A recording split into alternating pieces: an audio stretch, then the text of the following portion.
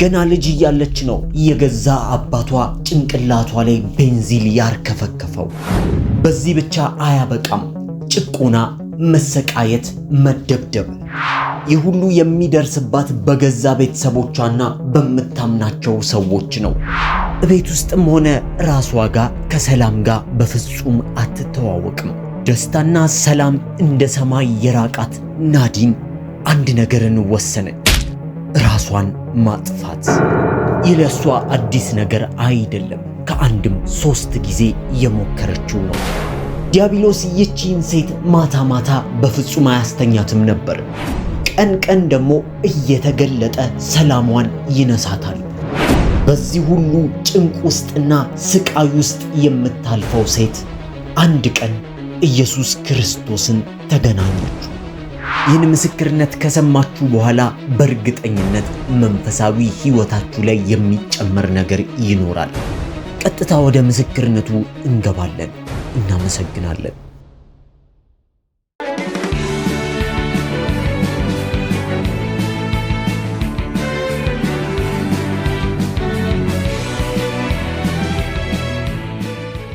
So it all started before I was even born. ሁሉም ነገር የጀመረው እኔ ከመወለዴ በፊት ነበር።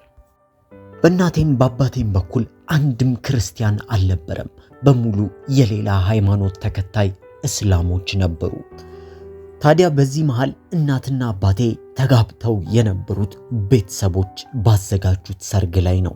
ይህ ማለት ከሰርግ ቀናቸው በፊት ምንም አይነት ትውውቅ አልነበራቸውም። አባቴ የዘር ሐረጉ ከፍልስጤም የሚመዘዝ ሲሆን የእናቴ ደግሞ ከጆርዳን አገር ነው። ነገር ግን እናትና አባቴ የተጋቡት በዚህ በአሜሪካ በፔንስልቬኒያ ስቴት ነበር። አባቴ ለእናቴ የመጀመሪያ ትዳሯ የመጀመሪያ ያገባችው ሰው ነበር። ከሱ በፊት ፈጽሞ ወንድ አታውቅም። ነገር ግን ወደ አሜሪካ ከመጡ በኋላ ለእናቴ ነገሮች እንዳሰበችው አልሆነላትም ነበር። በሰዓቱ አባቴ ወደ አሜሪካ ካመጣት በኋላ እጅግ በጣም ይጨቁናት፣ ያሰቃያት፣ ያስረባትና ያንገላታት ነበር። ፍጹም ካሰበችው ተቃራኒ የሆነ ሰው ነበር የሆነባት። ከቀን ወደ ቀንም የድርጊቱ እየተባባሰ መጣ። በዚህ መሃል እኔ ተወለድኩኝ። ከተወለድኩ በኋላ ግን እናቴ ይህንን ጭቆና መቋቋም አልቻለችም ነበር። በዚህ ምክንያት ወደ ፍርድ ቤት ሄዳ ፍቺ እንደምትፈልግ አቀረበች። በእርግጥ ለፍርድ ቤት ያቀረበችው ጥያቄ ልክ ነበር። ምክንያቱም እንደዚህ ከሚጨቁን ሰው ጋር ሆኖ ልጅን ማሳደግ እጅግ በጣም ከባድ ፈተና ነበረው። ምንጊዜም አባቴ እናቴን ከጨቆናትና ካሰቃያት በኋላ ፖሊሶችን ወደ ቤት ስትጠራ ፖሊሶቹን አንድ ነገር እያለ ያሳምናቸው ነበር።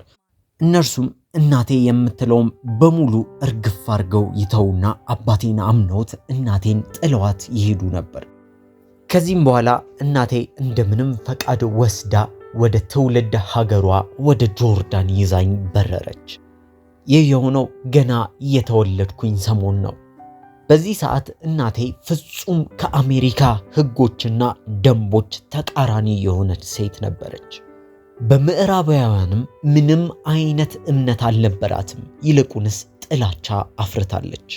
ይባስ ብሎ በአሜሪካ ላይ ተፈላጊ ሴት ሆነች። ምክንያቱም ደግሞ እኔን ለመመለስ ተፈራርማ፣ ነገር ግን በዛው አስቀርታኛለች። በዚህ ምክንያት አባቴ ክስ መስርቶ ነበር። ትውልዴ አሜሪካ ስለነበረ የአሜሪካ መንግስት እኔን ለመውሰድና ለመመለስ የቻለውን ያደርግ ነበር። በዚሁ ልክ ግን የእናቴ ዜግነት ጆርዳናዊ ስለነበረ የጆርዳን መንግስት ሙሉ የማሳደግ መብት ሰጥቷት ነበር። በዚህ መሃል የጆርዳንና የአሜሪካ መንግስት እኔን ለመውሰድ እሰጥ አገባ ውስጥ ገቡ። በዚህ መሃል ወላጅ አባቴ ይፈልገኝ ነበር። በአሜሪካ ውስጥ ጥሩ የተባለ የሥራ አቋም ነበረው። የተሻለ የሚባል ገቢም ነበረው። በዚህም ውስጥ በወር ወይም ደግሞ በ2 ወር አንዴ እየከረመ ወደ ጆርዳን ይመጣ ነበር። ይህን ሁሉ የሚያደርገው ግን እኔ ልጁን ለማየት ብቻ ሲል ነው። ይህን ሁሉ አርጎ ግን እኔን የሚያገኝበት መንገድ እጅግ በጣም የተገደበ ነበር። መቅረዝ በሚባል የአገሪቱ ስርዓት ነበር ተከትሎ የሚያይ። እርሱም እኔን ለማየት ሲመጣ የተለያዩ አጀባዎችን ተደርጎልኝ ነበር የሚሄደው። በብዙ ወታደሮች ስለምታጀብም እርሱም እንደ ልብ ሊያየኝ አይችልም ነበር። ይህ ሁሉ ነገር ለ5 ዓመታት ሲካሄድ ቆየ። ዓመቱ 2005 ነበር። አንድ ቀን ወላጅ አባቴ እንደለመደው መጣና ከተመለከተኝ በኋላ ለእናቴ አንድ ለየት ያለ ጥያቄን ያቀርብላታል። እርሱም ወደ አንድ አቅራቢያ በሚገኝ ፓርክ ወስዶ እንዲያዝናናኝ ጥያቄ ፈቃድ ይጠይቃታል። እርሷም አዎ አለችና ፈቃዷን ሰጠችው። ነገር ግን ይህ ሁሉ ነገር ወጥመድ ነበር። አባቴ ወዲያውኑ ከጆርዳን አገር ውስጥ ሊያስወጣኝ ፈልጎ ነው። የአሜሪካ ዜግነት ነው ያላት የሚል ፓስፖርት ወዲያውኑ ተዘጋጀልኝ። በእርግጥ አባቴ ትልቅ ኃላፊነትን ተሸክሞ ነው እኔን ወደ አሜሪካ ሊያመጣኝ የወሰነው። ምክንያቱም ደግሞ በጆርዳን አገር ውስጥ ቢያዝና ቢታሰር ማንም ነፃ ሊያወጣው አይችልም ነበር። ይህን ውርርድ በነፍሱ ተወራርዶ ነው እኔን ወደ አይሮፕላን ለማስገባት የወሰነው። ከዛ ቀን በኋላ እናቴን አይቻትም ሆነ ከሷ ጋር ግንኙነት ፈጥሬ አላውቅም። አስታውሳለሁ ገና የ5 ዓመት ብላቴና ታዳጊ ሆኜ ነበር በዛ ኤርፕሌን ውስጥ የነበርኩት። በስፍራ ውስጥም ሆኜ እጅግ በጣም ግራ ተጋብቼ ነበር። ምክንያቱም ደግሞ ወጣ ያለ ነገር እየሆነ እንደሆነ ያስታውቃል። በዚህ ሁሉ ውስጥ እግዚአብሔር ፈቅዶ በአሜሪካ ውስጥ እንድኖር ተደረኩ። በፔንስልቬንያ ተወለድኩ። በጆርዳን ከተማ ውስጥ አደግኩኝ። አሁን ደግሞ ተመልሼ ወደ ኦሃዮ መጣሁ። አስቡት፣ ይህ ሁሉ የሆነው ገና የ5 ዓመት ታዳጊ ያለሁ ነው። በዚህም ስፍራ ልምጣ እንጂ ነገሮች እንደታሰቡት ቀላል አልሆነልኝም ነበር። ምክንያቱም ደግሞ አባቴ ወግ አጥባቂ ነው። በተለይም ደግሞ የነበርኩበት ሃይማኖት ከብዙ ነገር እንድገደብ ያደርገኝ ነበር። አስቡት እስቲ ጓደኞቻችሁ በሙሉ ፊታቸውን ሳይሸፋፍኑና ብዙ የተለያዩ ወንድ ጓደኞች፣ ሴት ጓደኞች እያፈሩ የተለያዩ ነገሮችን ለማየት የኳስ ጨዋታ እንዲሁም ደግሞ አብሮ የመጫወት ጊዜን እያሳለፉ፣ ነገር ግን እናንተ በቤታችሁ ውስጥ ተዘግቶባችሁ ታፍናችሁ ትቆያላችሁ። ይህ በህይወቴ ላይ ብዙ ጥያቄን ያስነሳ ነበር። ሁሌም ቢሆን አንድ ጥያቄ ራሴን እጠይቅ ነበር። ለምንድን ነው የኔ ህይወት ከሁሉም ልጆች የተለየ የሆነው እላለሁ። በዚህ መሃል ደግሞ አባቴ ይጨመርበት ነበር። አባቴ እጅግ በጣም ቁጡና የሚበሳጭ ሰው ነበር። ይመስለኛል እኔን ባየ ቁጥር እናቴን ያስታውሳታል። ሁል ጊዜ ይናደድብኝና ይበሳጭብኝ ነበር። ለዚህ መናደዱ አንዱ ምክንያት እናት፣ አባት፣ እህት፣ ወንድምና ቤተሰቦቹ በሙሉ በጆርዳን አገር ይገኙ ነበር። አሁን ላይ በጆርዳን አገር የሱ ስም ቀይ መስመር ውስጥ ነው። በማንኛውም ጊዜ የጆርዳንን መሬት ረግጦ ከተገኘ ቀጥታ እንዲታሰርና ፍርድ እንዲሰጥበት ይወሰናል። በዚህ ምክንያት በየትኛውም ጊዜ ሆነ በየትኛውም ምክንያትና ሁኔታ ወደ ጆርዳን አገር መመለስ አይችልም ነበር። ይህ ማለት እናት አባቱን የሚወዳቸውን ቤተሰቦቹን መቅበር እንኳን አይችልም ነበር ማለት ነው። ይህ ሁሉ የሆነው ግን በኔ ምክንያት ነበር። ለዚህም ይመስለኛል ባየኝ ቁጥር ይናደድና ይበሳጭ ነበር። ነገር ግን ይህንን በሰዓቱ መገንዘብ እጅግ በጣም ከባድ ነበር። ምክንያቱም ደግሞ ገና ሕፃን ልጅ ነበርኩ። ያደግኩበት አካባቢ 99% የሚሆኑት ነጮች ነበሩ። ይህም ማለት ከነጮቹ ውጪ የተለየ ባህል ወይም ደግሞ የተለየ አስተሳሰብም ሆነ ሃይማኖት ካላችሁ በደንብ ትለዩ ነበር። በዚህ ምክንያት በትምህርት ቤት ውስጥ የነበሩት ተማሪዎች በሙሉ እኔ ላይ ያፌዙና ይቀልዱ ነበር። ደግሞም ከዚህ በኋላ ወደ ቤት ስመለስ ምንም አይነት ሰላም በቤት ውስጥ አልነበረም።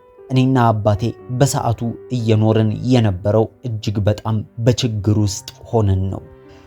ትምህርት ቤት ውስጥ ሲሄድ ልጆቹ ስለሚቀልዱብኝ እጅግ በጣም እጨነቅ ነበር። ወደ ቤትም ሲሄድ ችግር ብቻ ስለነበረ እቤትም ቢሆን እጨነቃለሁ። የማርፍበት ምንም አይነት ስፍራ አልነበረም።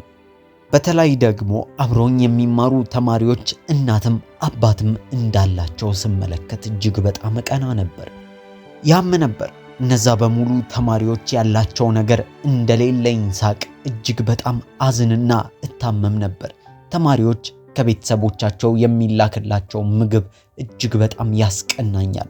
ከቤተሰቦቻቸው ጋር የነበራቸው ፍቅር ያስቀናኝ ነበር። ከጊዜ ሂደት በኋላ እኔ ወደ 6 እና 7 ዓመት መጠጋት ስጀምር አባቴ መጨቆንና እኔን መደብደብ ጀመረ። ከዚህ በኋላ እናቴን እናፍቃት ጀመረ። አባቴ ግን ምንም አይነት ከሷ ጋር የምገናኝበትን መንገድ ስለማይከፍትልኝ ምንም አይነት ግንኙነት ከእናቴ ጋር አልነበረኝም። አባቴ የእናቴ ቤተሰቦች መተው እንዳይወስዱኝ በፍራቻ ምክንያት እጅግ በጣም ያስፈራራኝ ነበር። ገና በልጅ አይምሮዬ ብዙ ነገሮችን ጭኖብኛል። ለምሳሌ በህልሜ ወይም ደግሞ በማታ ላይ አንድ ሰው መጥቶ ሊወስደኝ እንደሚፈልግና በማንኛውም ጊዜ ዝግጁ ሆኜ ከትራሴ ስር እንደ መዶሻ ወይም ደግሞ ሌላ መሳሪያ ከትቼ ራሴን እንድጠብቅ ያለማምደኝ ነበር። ነገር ግን በዚህ ምክንያት እኔ መተኛት አልችልም ነበር። ሌሊቱ ሙሉ አንድ ሰው እኔን ሊወስደኝ ይፈልጋል በሚል ፍራቻ ምክንያት ራሴን ስጠብቅና ስጨነቅ ነበር የማድረው። እድሜ እየጨመረ በመጣ ቁጥር አባቴ ይበልጡኑ ያሰቃየኝና ይጸየፈኝ ያንቋሽሸኝ ነበር። ሰውነቴ ሲጨምርና ቁመቴ ሲያድግ እየሰደበና የእናትሽ ልጅ በሚል ስድብ በሚመስል መልኩ እየተናገረኝ እላይ ላይ እየተፋ ነበር ያደግኩት። ሰውነቴ እያደገና እየተለኩኝ ስለመጣው ብቻ እንደሚጠላኝ ይሰማኝ ነበር። ስለዚህ እድገቴን አልወደውም ነበር። እኔም ግን ገና በብላቴናና በንጹህ አይምሮዬ እያለሁ የነበርኩበትን ሃይማኖት አልቀበለውም ነበር። ምክንያቱም ደግሞ ብዙ ነገር ከዛ ሃይማኖት ውስጥ አይገባኝም ነበር። በተለይ ደግሞ የአባቴን ባህሪ ከተመለከትኩኝ በኋላ ሙሉ በሙሉ ወደ ጥላቻ መቀየር ጀመረ። እንዴት አንተ በቀን ውስጥ ለ5 ጊዜ እየጸለይክ እንደዚህ አይነት ጥላቻ እኔ ላይ ሊኖርህ ይችላል የሚል ጥያቄ ነበረብኝ። በሌላ በኩል አባቴ ብቻ ሳይሆን በአባቴና በእናቴ ቤተሰቦች በኩል ሁሉም በቀን ለ5 ጊዜ ያክል እየጸለዩ እንኳን ቢሆንም በቤት ውስጥ ጨለማ አለ። ቤተሰቦቼ እርስ በርስ አይዋደዱም። ማንም ለማንም አክብሮት አልነበራቸውም። በቤተሰብ ውስጥ እጅግ በጣም ኃይለኛ የሆነ ጥላቻና መደባደብ ነበር። ሁል ጊዜ አባቴ ወደ ሀገር ቤት ደውሎ በስልክ ጥሪው ውስጥ የነበረው መራራና የሐዘን ዜና ብቻ ነበር። በዚህ ምክንያት ብዙ ጥያቄዎች ተፈጠሩብኝ። ሰላም የሚባል በቤት ውስጥም ሆነ በቤተሰብ ውስጥ አልነበረም። ምንም እንኳን ስለ እስልምና የማቀው ነገር ጥቂት ቢሆንም እንኳን ነገር ግን ፍሬውን መመልከት እችል ነበር። ምንም አይነት የሚመሰገን የሚወደድ ፍሬ አልነበረውም። በዚህ መሃል ነበር በነበርኩበት ሃይማኖት የተሳለብኝን እግዚአብሔር ያለመፈለግ ስሜት የዳበረብኝ። አስታውሳለሁ ነገሮችን በጸሎት ለመቀየር ብዙ ጊዜ ሞክሬያለሁ። እንደ ማንኛውም እስላም በቀን 5 ጊዜ በመጸለይ ከእግዚአብሔር ጋር ለማውራት ሞክሬያለሁ። ነገር ግን ጉልበቴ ከመጥቆሩ ሌላ ምንም አይነት ነገር አላገኘሁበትም። በዚህ ሁሉ ድርጊቶቼ መሃል ምንም አይነት ሰላም የሚባል ነገር አልነበረም። ይገርመኛል። አባቴ ከዘመዶቹ ጋር በሚያወራበት ሰዓት ነገሮች በሙሉ መልካም እንደሆኑና ጥሩ ላይ እንዳለን ነው የሚነግራቸው። ሁል ጊዜ ግራ ይገባኝ ነበር። ምክንያቱም ስልኩን ከዘጋው በኋላ እኔን መደብደብና መቀጥቀጥ ነበር ስራው። አንዳንድ ጊዜ ሲብስበት ጋዝ በላይ ላይ ያርከፈከፈና ይዘትብኝ ነበር። አስታውሳለሁ በትምህርት ቤት ውስጥ አንድ ቀን 5ኛ ክፍል እያለሁ በፀጉሬ ውስጥ ቅማል ተገኘ። ቅማልም ሲያገኙ በመደናገጥ ስሜት ወደ አባቴ ይደውላሉ። እጅግ በጣም ነበር የደነገጥኩት።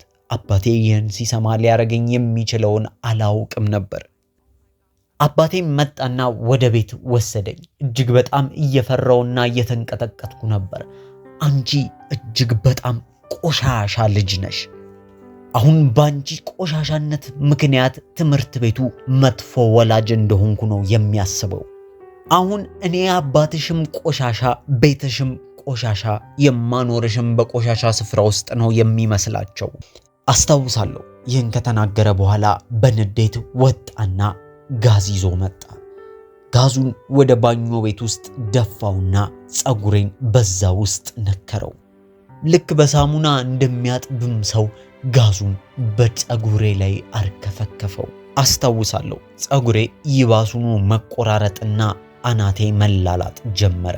አስቡት፣ የጋዝ ሽታ ደግሞ ለረጅም ጊዜ ሳይለቅ ይቀር ነበር። በነጋታው ወደ ትምህርት ቤት ሲሄድ አይቼና ደርሶብኝ የማላቀው መገለል ደረሰብኝ። አስቡት፣ 5ኛ ክፍል ሆኜ ሁሉም ልጆች ይስቁብኝና እጃቸውን ልክ የሚሸት ነገር እንዳለ ያርገበገቡ ይጣየፉኝ ነበር። አባቴ ሰው መሆኔን እንድጠላው አደረገኝ። ይባሱም ብሎ ፀጉሬ የተለያየ ቦታ ላይ ልክ ላሽ እንደበላው ሰው ተላልጦና ተገባብጦ ነበር። መኖሬን ጠላሁት። ጊዜ እንደዚህ ያለ ሄደና ነገሮች በሙሉ ሳይሻሻሉ ይባሱኑ እየወረዱ መጡ። 6ኛ ክፍል ገባው። በዚህ ሰዓት ሰውነቴ ይበልጡኑ መዳበር ጀመረ። ለአባቴም ጡት ማስያዣ እንዲገዛልኝ መጠየቅ ሞት ሆኖ ታየኝ። ይህ ብቻ ሳይሆን ወራዊ ግዴታዬን የወር አበባዬ መምጣት ሲጀምር እንዴት አድርጌ ንጽህና መጠበቂያ እንደሚገዛልኝ መጠየቅ ግራ ገባኝ። አስታውሳለሁ፣ የተለያዩ ብዛት ያላቸውን ልብሶች ከላይ ደራርቤ እለብስ ነበር፣ ምክንያቱም ሰውነቴን መሸፈን ስለምፈልግ። አባቴ ስለማይወደው ከላይ የነበረኝ ከወገቤ በላይ ልክ እንደ ቆሻሻ አድርጌ እጠየፈው ነበር።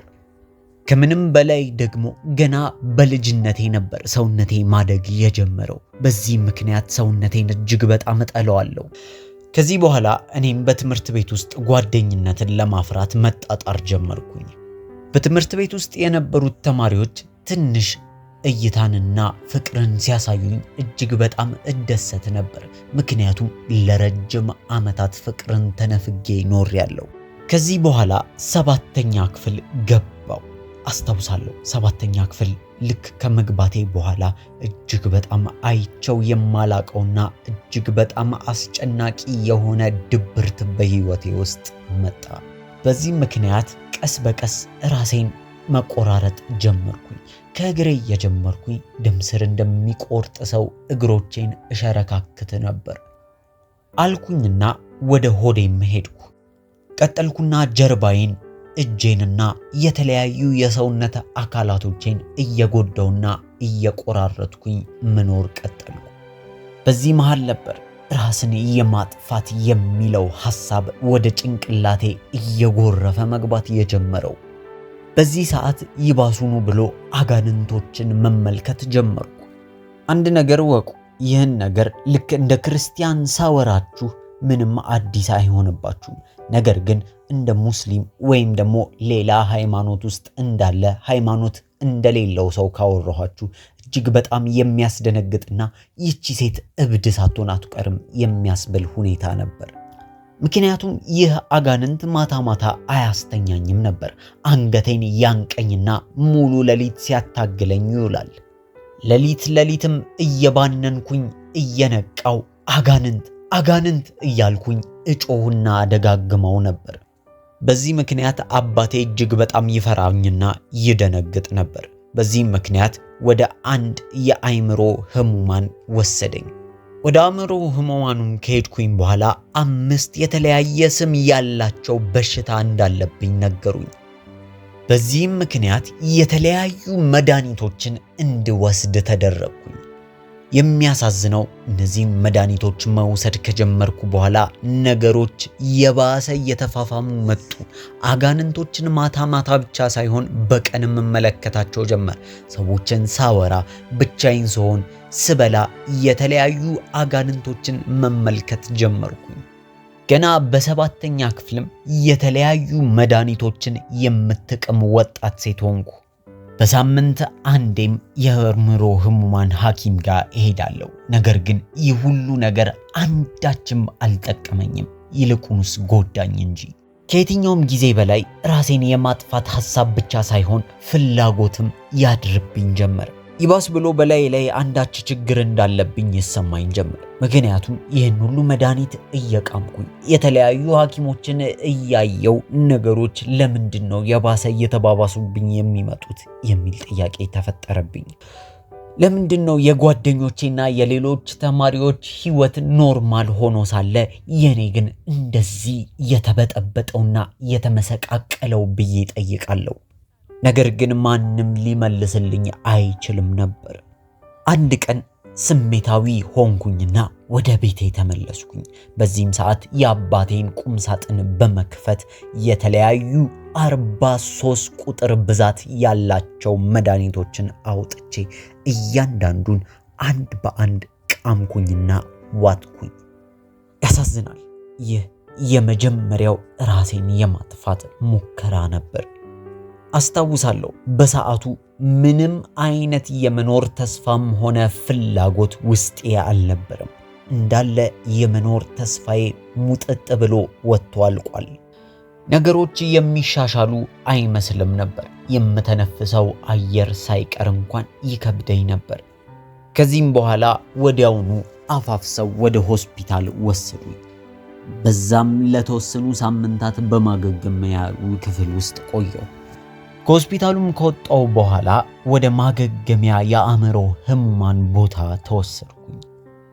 ምናልባት ይህንን ስትሰሙ ወደዚህ ስፍራ መምጣቴ ጥሩ ነው ብላችሁ ታስባላችሁ? በፍጹም አይደለም። በዚህ ስፍራ ውስጥ ከኔም የባሱ ሰዎች ነበሩ። አንዳንድ ሰዎች ራሳቸውን በህይወት እያሉ አቃጥለው ለመግደል የሞከሩ ናቸው።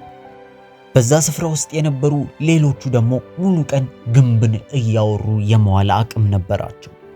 በዛ ስፍራ ውስጥ መሆን ሌላ ህመም ሆነብኝ።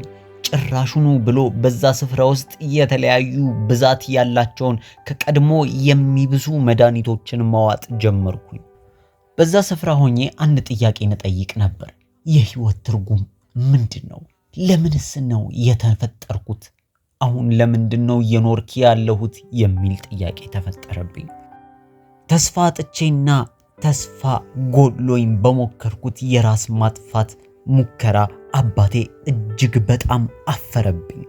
በነበርኩበት ሃይማኖት ውስጥ የቤታችንን ገመናና ሚስጥር መጠበቅ እጅግ በጣም ትልቅ ሚና አለው። በተለይም ደግሞ የቤታችንን ክብር የማስጠበቅ ግዴታ አለብን። አስቡት። እኔ ግን የፈጸምኩት ፍጹም ተቃራኒ ነበር። ይህን ያረኩት ግን የአባቴን ክብር ለማዋረድ ሳይሆን ራሴ ተስፋ ስለቆረጥኩ ነበር። አባቴ እጅግ በጣም አዝኖብኝና ተስፋም ቆርጦብኝ ነበር። ከዚህ ሙከራ በኋላ ወደ ጓደኛዬ ቤት አመራውና ጥቂት ቀኖችን በዛ ስፍራ አሳለፍኩኝ። በዛ ጊዜያት ግን አባቴ አንድም ጊዜ አልደወለልኝም። ከዚህ በፊት ለረጅም ሰዓታት ያወራኝና በየደቂቃው ይደውልልኝ ነበር። ነገር ግን በዛ ሰዓት ውስጥ ጭራሹኑ አልደወለልኝም ነበር። እኔም ግራ ተጋባው። ውስጤም አባቴ ልክ እንዳልሆነ ወይም ደግሞ አንዳች ነገር እየደረሰበት አንዳች አደጋ ላይ እንደሆነ ይሰማኝ ነበር። በቤት ውስጥ በነበርኩበት ጓደኛዬና እናቷ አበረታቱኝና ወደ ቤቴ ተመልሼ ለመሄድ ቻልኩኝ። ልክ ስሄድ አስታውሳለሁ፣ ቀስ ብዬ ወደ ቤቴ ገባው።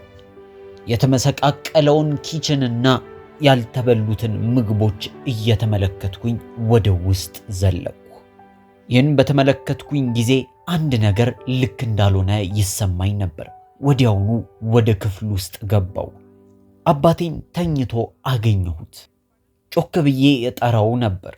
ጮክ ብዬ የጠየቅኩትም ለምንድነው ስልክ የማታነሳው? ለምንስ ዝም ትለኛለህ? ተናገር እንጂ እለው ነበር። ከዚህም በኋላ ከተኛበት ዞር ብሎ ተመለከተኝና ብድግ ብሎ ካልጋው ላይ ተነሳ። ልክ ሲነሳ ፊቱ በአንድ ጎን ወይም ደግሞ በተኛበት ጎን እንዳለ ልክ እንደ ጠባሳ አይነት ምልክት ነበረው። ጭምድድም ብሏል። ተነስቶም ከነበረበት ክፍል ወጣ። እኔም ወደ አልጋው ቀረብ ብዬ ተመለከትኩኝ። ከመኝታው ጎን በነበረው ኮመዲኖ ላይ አንድ ቁራን ነበር። ከቁራኑ ላይ ደግሞ ናፕኪን አለ። በዛ ናፕኪን ላይ አንድ መልእክት ተጽፎ ነበር። ይቅርታ ስላሳፈርኩሽ፣ ይቅርታ አርጊልኝ፣ ልብ ቅርጽ ከአባትሽ የሚል መልእክት ነበረው። ወዲያውኑ ዞር ብዬ ስመለከት ባዶ ብልቃጥ የሆነ የመድኃኒት ዕቃ ተመለከትኩኝ። መጮህና መደናገጥ ጀመርኩኝ። ወዲያውኑ ገባኝ፣ ለካስ አባቴም ራሱን ለማጥፋት እየሞከረ ነበር። ወዲያውኑ ፖሊስና አምቡላንስ መጣ። አባቴንም አፋፍሶ ወሰደው። ይህ ሁሉ የሆነው እኔ ራሴን ለማጥፋት ከሞከርኩኝ ከ3 ወራት ብቻ በኋላ ነበር። አስቡት፣ ይህ ሁሉ የሆነ የነበረው ገና የ7ኛ ክፍል ሴት ልጅ እያለሁ ነው። አባቴም ልክ እንደኔ ለ3 ሳምንታት በሆስፒታል ውስጥ ቆየ።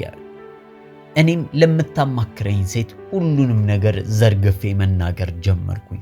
ነገር ግን ለዚች ሴት የህይወቴን ታሪክ በሙሉ በማጫውጣት ወቅት በአጋንንት እንደተያዝኩኝ ሰው ወይም ደግሞ ከልቧ እንደማታወራ ሴት አድርገው ይስሉኝ ነበር።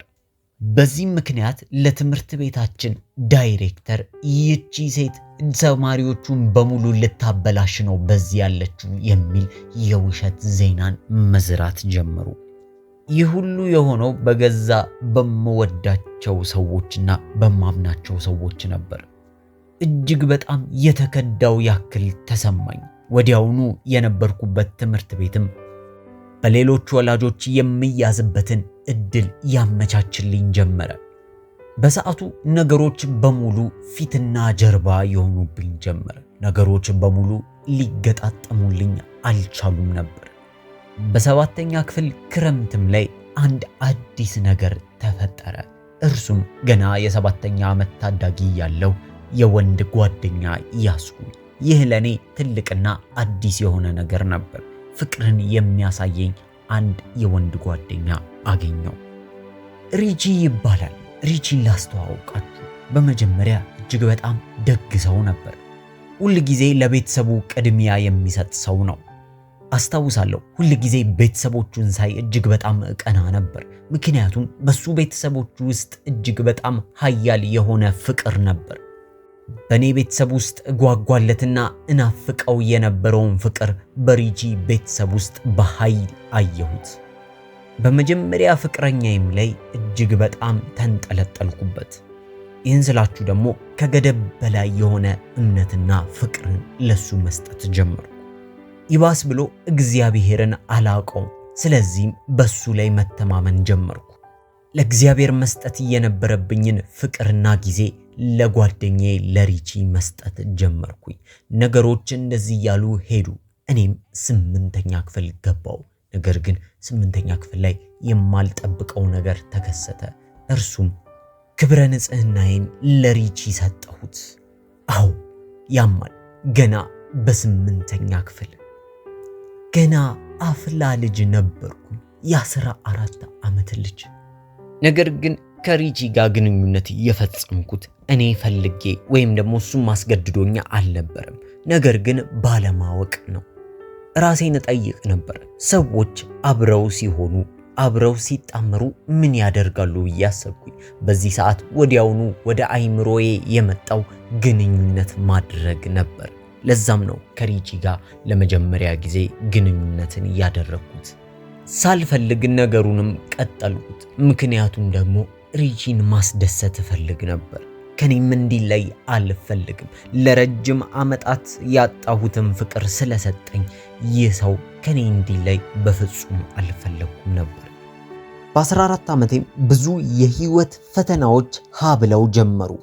ህይወቴ ሙሉ በሙሉ መዘበራረቅ ጀመረ። ገና ከዓመቱ ጅምር ከሪጂ ጋር ተለያየን። ይባስ ብሎ ገና የ2ኛው ወር መግቢያ ላይ አባቴ ለ2ኛ ጊዜ ራሱን የማጥፋት ሙከራ አደረገ። ይህ በሙሉ እንዳለ አጎቴ የቅርብ የምንለው ሰው ጭንቅላቱን በጥይት ተመቶ ህይወቱ አለፈች። ሁል ጊዜ በየሳምንቱ አንድ አዲስ የሚያስጠላና የሚያስጨንቅ ነገር ይፈጠራል። በዚህ ሁኔታ እየቀጠልኩኝ ሳለ ራሴን ስሜት አልባ ሆኜ ማግኘት ጀመርኩኝ። ምንም ነገር ከተፈጠረ በኋላ ምንም አይነት የድብርት ስሜት አይሰማኝም። ይልቁንስ የባዶነት ስሜት ውስጤን አጥለቀለቀው። ለምንም ነገር ምላሽ የማትሰጥ ሴት ሆንኩ። ብዙ ነገሮች ተደብራርበው በሚመጡብኝ ሰዓት ወደ ውስጤ አፍኜ እከታቸው ነበር እንጂ ምንም አይነት ምላሽ አልሰጥም ነበር። በዚህም ሰዓት ከተለያዩ ጓደኞች ጋር መቅጠም ጀመርኩ። እነዚህ ጓደኞች ፓርቲ፣ እየወጡ መዝናናት የመሳሰሉት ነገሮች ጋር ለመጀመሪያ ጊዜ በህይወቴ አስተዋወቁኝ። በእርግጥ በዚህ ሰዓት ጥቂት የሆነ ነፃነት ነበረኝ። ምክንያቱም ደግሞ አባቴም ጥሩ ያልሆነ ስሜት ውስጥ ስለነበረ ለኔ ብዙ ጊዜን ይገዛልኝ ነበር። ይህ ብቻ ሳይሆን አባቴ ተቆጣ አልተቆጣ፣ ተናደደ ደስተኛ ሆነ፣ ምንም የሚያገባኝና ምንም የሚመስለኝ ሰው አልነበርኩም። ከዚህ በኋላ በህይወቴ አንድ አዲስ ነገርን መማር ጀመርኩ። ሰዎች እንዲወዱኝና ተቀባይነት እንዲኖራቸው ማድረግ። ይህንንም አደርግ የነበረው ልክ ባልነበረውና አግባብ ባልሆነ መንገድ ነበር። ምክንያቱም ከሰዎች ጋር አብሬ ስጠጣ ሳጨስ ነበር የሚወዱኝ። ስለዚህ ይህን ተግባራት ደጋግሜ ማድረግ ጀመርኩ። በተለያዩ ሶሻል ሚዲያዎችም ላይ ይህን ነገር እያደረኩኝ በምለቅበት ሰዓት ሰዎች ተቀባይነትን ያሳዩኝ ነበር። ድንገትም ህይወቴ ሲነሳና ህይወቴ ሲያበራ መመልከት ጀመርኩ። ወዲያውኑ አንድ ነገርን ወሰንኩኝ። ይህ ለደስታ ትክክለኛው መንገድ ነው ብዬ አሰብኩ። የራሴንም ነገር በመተውና ሰዎችን በሚያስደስታቸው ነገር ላይ በማተኮርና ራሴን በመሸጥ ደስታን መግዛት ጀመርኩኝ። ይህ የደስታ መንገድ ነው ብዬ ደመደምኩ። ቀስ በቀስ በነበርኩበት ትምህርት ቤት ውስጥ ስሜ እየገነንና ሁሉም ሰው በድንገት ከኔ ጋር የመሆን ፍላጎት እያሳየ መምጣት ጀመረ። ሰው ሁሉ ከሷ ጋር ከወጣችሁ ትደሰታላችሁ፣ አሪፍን ጊዜ ታሳልፋላችሁ፣ እሷ እኮ የገባት ናት ማለት ጀመሩ። ፓርቲዎችና ድግሶች ባሉበት ቦታዎች በሙሉ እኔ ነበርኩኝ። ቀስ በቀስ ሳላስበው ህይወቴ በአደንዛዥ እጾችና በመጠጦች የተሞላ ሆነ። ውስጤ የነበረውን ባዶነት ይህ ደስታ ነው ብዬ በደመደምኩት ስሜት ልሞላው እሞክር ነበር። ነገር ግን ፍጹም የሐሰት ደስታ ነበር። ይበልጡኑ ውስጤ ባዶነት ይሰማኝ ጀመር። በሰዎች መሃል ተከብቤም ቢሆን እንኳን አጠገቤ ማንም ሰው የሌለ እስኪመስለኝ ድረስ ብቸኝነት ይሰማኛል። ከዚህም በኋላ ለሁለተኛ ጊዜ እጅግ የሚያስፈራና አስጸያፊ ውሳኔን ወሰንኩኝ። ከዚህ ሁሉ ደስታ ነው ብዬ ካሰብኩት ነገሮች በኋላና የመደሰቻ ጊዜዎች በኋላ አሁንም ብቸኝነትና ባዶነት የሚሰማኝ ከሆነ ምናልባት እዚህ ላይ ማብቃት አለብኝ፣ ራሴን በድጋሚ ለማጥፋት መሞከር አለብኝ ብዬ ተነሳ። ነገር ግን ይህ ሙከራ ከመጀመሪያው የሚለየው ነገር ነበር። ምክንያቱም በዚህ ሰዓት መኖር አለመፈለግ ሳይሆን ወይም ደግሞ ራሴን ለማጥፋት ሳይሆን ቆርጬ የተነሳሁት ካለሁበት ነገር መውጣትና አንድ አዲስ የተባለ ነገርን መሞከር ነበር የምፈልግ። በዚህ መሃል ራሴን አጣሁት። ምን እንደምፈልግ እንኳን ማወቅ አቃተኝ። ይሁን እንጂ ለሁለተኛ ጊዜ በድፍረት ራሴን ለማጥፋት ሞከርኩኝ። በድጋሚ ብዛት ያላቸውን መድኃኒቶች በአንድ ጊዜ ዋጥኩኝ። ወዲያውኑ ወደ ሆስፒታል ተወሰድኩ። ሐኪሞችም ተረባርበው ሊያተርፉኝ ሞከሩ። እንደምንም ተረፍኩኝ። ወደ ቤቴ ተመለስኩ። ነገር ግን በዚህ ሰዓት ነበር ህይወቴ የተለያየ አቅጣጫን የያዘው። በህይወቴ ውስጥ አንድ ማዲ የምትባል አዲስ ሴት ተዋወቅኩኝ። ይቺ ሴት እጅግ በጣም መልካም ሰው ነበረች። ገና ይህን ያህል እንኳን ትውውቅ ሳይኖረን ሁል ጊዜ ሳትሰለች ከኔ ቤት ወደ ትምህርት ቤት፣ ከትምህርት ቤት ደግሞ ድጋሚ ወደ ቤት ትመልሰኝ ነበር። የሚገርመው ነገር ይህን ያህል እንኳን አናወራም ወይም ደግሞ ቅርርበት የለንም ነበር። ነገር ግን ሳትሰለች ሁል ጊዜ ታመላልሰኝ ነበር። አስታውሳለሁ አንድ ቀን ወደ ቤቴ እየመለሰችኝ እንዲህ ብላ ነገረችኝ። ከዚህ ቀደም ስታወሪ ሰምቼሻለሁ። የተለያዩ አጋንንቶችን ትመለከቻለሽ። እናቴ የጸሎት ሴት ነች። ምናልባት ፈቃደኛ ከሆንሽ ትጸልይልሽና እነዚህ የምታያቸውን አጋንንቶች ልታባረርልሽ ትችላለች። ነገር ግን አንቺ ፈቃደኛ መሆን አለብሽ አለችኝ። ይህን ስትነግረኝ ማመን አልቻልኩም ነበር። ተገረምኩ። እንደዚህ አይነት ነገር አለ አልኩኝ። እሷም በመቀጠል አው እናቴ የጸሎት ሴት ነች። የተለያዩ ሰዎች ከአጋንንት ሥራና ከተለያየ ድብርት ነፃ አውጥታለች። ልትጸልይልሽም ፈቃደኛ ነች አለችኝ። እኔም ምንም ሳላንገራግር አው አሁኑኑ ወደ እናትሽ ጋር እንሂድ አልኩኝ። ነገር ግን በዚህ ሰዓት የዚች ሴት እናት ምን ትሁን ምን ማንነቷን የማቀው ነገር አልነበረም። ምናልባት ጠንቋይ፣ ካቶሊክ፣ ሙስሊም ምን እንደነበረች ምንም አይነት ፍንጭ አልነበረኝም። ነገር ግን ወዲያውኑ ውስጤ ተቀብሏት አሁኑኑ እናትሽ ጋር ውሰጂኝ አልኳት። ከዚህም በኋላ ወደ ቤታቸው ደረስንና በጋራጅ በኩል ገባን። ወዲያውኑ ወደ እናትየው ወዳለችበት ኪችን ገባው። እናቷንም ተመለከትኳት። ልክ ግን ሳያት አንድ የሚገርም ነገርን እያደረገች ነበር። ይቺ እናት በልሳኖች በማይታወቅ ቋንቋ እየጸለየች ነው። ልክ ይቺ እናት በልሳኖቿ እየጸለይኩኝ ሳይ ውስጤ መቃጠል ጀመረ። አልቻልኩም። ወዲያውኑ ሳላስበው ይቺን እናት ማጥቃት ጀመርኩኝ። ነገር ግን ምን እያረኩ እንደነበር እንኳን አላውቅም። ዘልዬ ግን ይቺን እናት ማጥቃት ጀመርኩኝ። እናትየውም ወዲያውኑ ልታረጋጋኝ ሞከረችና ቁጭ አድርጋ እጇን በጭንቅላቴ ላይ ጭና መጸለይ ጀመረች። አስታውሳለሁ። እየተካሄደ የነበረውን ነገሮች በሙሉ አስታውሳለሁ፣ እመለከት ነበር። ነገር ግን በሰውነቴ ላይ ምንም አይነት ስልጣን አልነበረኝም። እጅግ በጣም ተቆጥቼና ተናድጄ ነበረ። እጆቼንም ጭምድድ አድርጌ ይዤዋለሁ። ሰውነቴን በፍጹም መቆጣጠር አልችልም ነበር። እናትየውም ስትጸልይ ይሰማኛል። እኔም በሰዓቱ እየጮኩኝ ነበር። ነገር ግን እናትየው ረጋ ባለ ስሜትና እያረጋጋችኝ ቆይ እንድትረጋጊ ይፈልጋለሁ፣ አንድ ነገር አዳምጪኝ አለች። ወዲያውኑ ወንጌልን ጠቅጥቃ ባጭር ደቂቃ ነገረችኝ። ስለ ኢየሱስ ክርስቶስ ነገረችኝ። መንገድ፣ እውነት፣ ሕይወት ኢየሱስ ክርስቶስ ብቻ እንደሆነ ነገረችኝ። እንዲህም ብላ ተናገረች። በዚህ ሰዓት ውስጥሽ ብዙ አጋንንቶች አሉ። በዚህ ሰዓትም እኔ አጠገብ በመሆናቸው እጅግ በጣም ተናደዋል። እነዛ አጋንንቶች አሁን በዚህ ሰዓት ራሳቸውን እየገለጡ ነው ያሉት። እነዚህ አጋንንቶች በሕይወትሽ ውስጥ ስልጣን ያላቸው ምክንያት ኢየሱስ ክርስቶስ በሕይወትሽ ውስጥ ስለሌለ ብቻ ነው።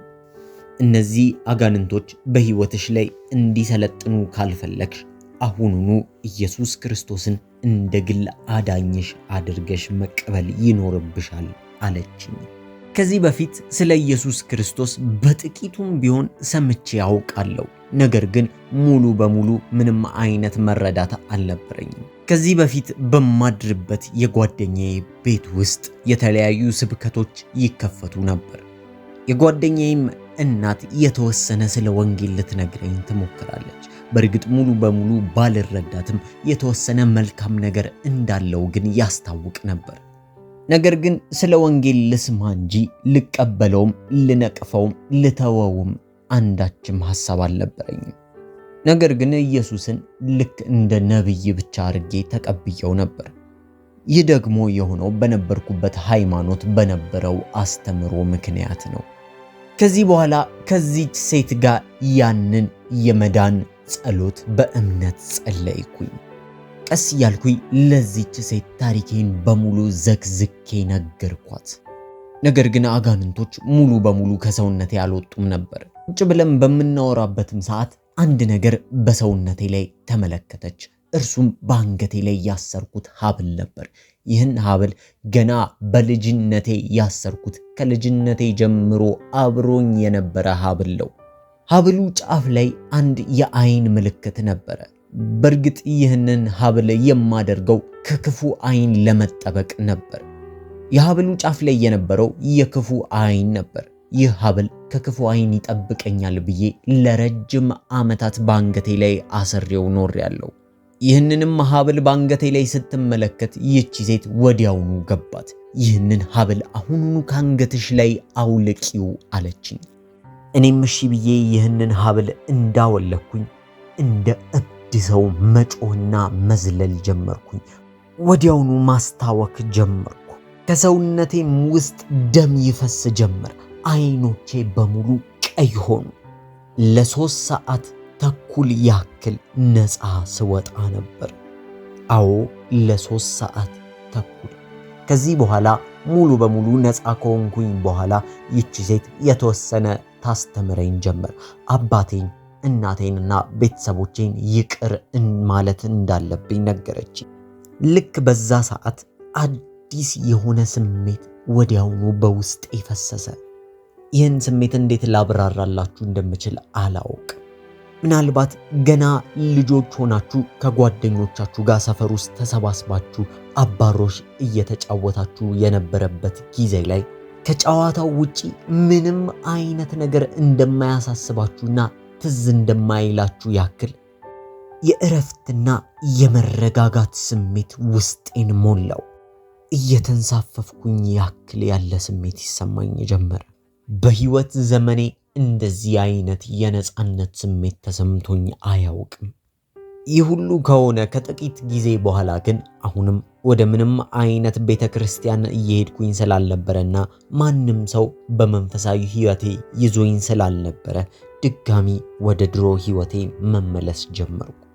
በእርግጥ ምን ማድረግ እንዳለብኝ ጥልቅ የሆነ አቅጣጫ ያስቀመጠልኝ ሰው አልነበረም። መጽሐፍ ቅዱስ ማንበብ፣ መጸለይ የሚባሉትን ነገሮች አላቃቸውም ነበር። ይህ ነፃነትና የሰላም ስሜት ውስጤ ስለፈሰሰ በዚህ በቀጣዩ ቀን ላይ ይህን ነገር ማቆየት እንዳለብኝ አላወቅኩም ነበር። ስለዚህ ልክ እንደ ድሮ መኖር ጀመርኩ። ይህን የማደርገው ግን በንጹህ ልብና ባለማወቅ ብቻ ነው። በሳምንቱም ወጥቼ መዝናናትና ከጓደኞቼ ጋር አገናኝ ጀመር። ነገር ግን መንፈሳዊ ህይወት እንደዚህ መኖር የለበትምና ወዲያውኑ ነገሮች ቀስ በቀስ እንደ ድሮ የድሮ ቦታቸውን መያዝ ጀመሩ። እኔም ልክ እንደ ድሮ ወደ ድብርት ውስጥ እገባ ጀመር። ከዚህ በኋላ አንድ ነገርን ወሰንኩኝ። ምናልባት ያለውበት አካባቢ ነው። ካለውበት አካባቢ ርቄ ከሄድኩኝ ምናልባት አዲስን ህይወት የመጀመር አቅም ይኖረኛል። ሁሉንም ነገር ወደ ኋላ ወደዚህ ወዳደኩበት ከተማ ትቼ ወደ አዲስ ከተማ ኑሮን ሀብዬ ለመጀመር ወሰንኩ። ለአባቴም አንድ ጥያቄን አቀረብኩኝ። በሰዓቱ የ17 ዓመት ወጣት ልጅ ስለነበርኩኝ በራሴ እንደማገናዘብ ያምን ነበር። አባቴንም እንዲህ ስል ጠየቅኩት። አባቴ ከእናቴ ጋር ወደ ዱባይ ሄጄ መኖር እችላለሁ አልኩኝ። በሰዓቱ እናቴ ከጆርዳን ወደ ዱባይ ገብታ ነበር። አባቴም የፈለኩትን ነገር ማድረግ እንደምችል ነገረኝ። ቀጥታ ጊዜ ሳልፈጅ ይህን ጥያቄ ለእናቴ አቀረብኩላት። እናቴም በደስታ ተቀበለች። በሰዓቱ እናቴ ያገባችና የሁለት ሌሎች ልጆች እናት ነበረች። ወዲያውኑ ብዙ ጊዜ ሳልፈጅ ወደ ዱባይ ሄድኩኝ። በዱባይ አገር ውስጥ በአዲስ አየር በአዲስ መንፈስ ሀብዬ ጀመርኩ። በዱባይ ውስጥ አዲስ አይቼ የማላቀውን የህይወት አኗኗር መኖር ጀመርኩኝ። ድሮ በኦሃዮ አሜሪካ ውስጥ እያለሁ የድህነትና የመገፈፍን ኑሮ ለምጄዋለሁ። ነገር ግን ወደ ዱባይ ስመጣ እጅግ በጣም የሀብታምና የሀብታሞችን ኑሮ መኖር ጀመርኩ። ህይወቴ 180 ዲግሪ ዞረ። ድሮ ለመብላት ብር የሚያንሰኝ ሰው አሁን ላይ ለመዝናናትና የተለያዩ ዕቃዎችን ለመግዛት ብር አወጣ ነበር። ድሮ ልብሶችን እየሰረኩና እየተዋስኩ የማረግ ሰው አሁን ላይ የተለያዩ የሚያማምሩ ልብሶችን እየገዛው ማረግ ጀመርኩ። ወዲያውኑ አንድ ነገር ተናገርኩ። ይህ ትክክለኛው የደስታ መንገድ ነው አልኩኝ። ይባስ ብሎ ሁሉም ሰው በዱባይ ውስጥ ያለ በሙሉ ይወደኝና ይቀበለኝ ነበር። ከዚህ ሁሉ ነገር በኋላም አንድ የጎደለ ነገር እንደነበር ይሰማኛል። አንድ ከፍ ያለ ኃይል እንዳለ አውቅ ነበር።